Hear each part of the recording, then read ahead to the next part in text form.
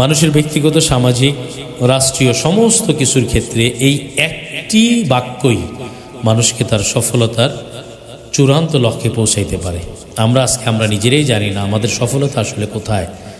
আমরা নিজেরা এই সফলতা কোথায় এই প্রশ্নের সম্মুখে দাঁড় করানোটার পর্যন্ত যেতেও আমরা ভয় পাই। অথচ রাসূলুল্লাহ সাল্লাল্লাহু আলাইহি সাল্লাম বুক টান করে বাছার একটি মন্ত্র আমাদেরকে শিখালেন। তিনি বললেন, তোমরা লা ইলাহা ইল্লাল্লাহ বলো, তাহলে তোমরা সফল হয়ে যাবে।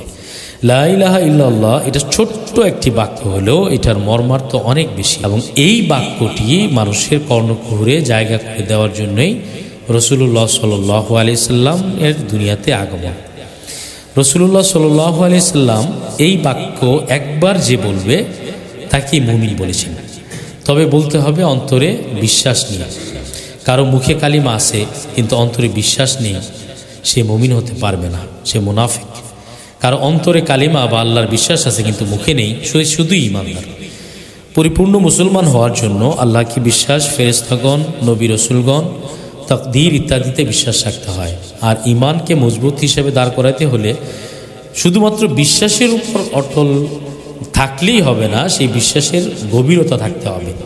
এই কালিমা অন্তর থেকে যদি কেউ বলে, তাহলে এই কালেমার মাধ্যমে সে তার সমস্ত জীবনের সফলতার একটা সিঁড়ি পেয়ে যায়।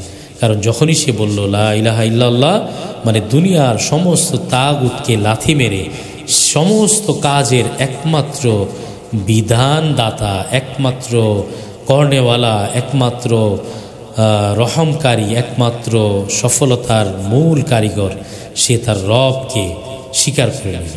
এবং এই বিশ্বাসটা তাকে অন্তরের গভীর থেকে এমনভাবে বলতে হবে যার গভীরতার মাধ্যমে তার অন্তরের সমস্ত যত আশেপাশের অঞ্চল রয়েছে সেই সমস্ত অঞ্চলের ভিতরে সেই আলোটা ছড়িয়ে পড়ে।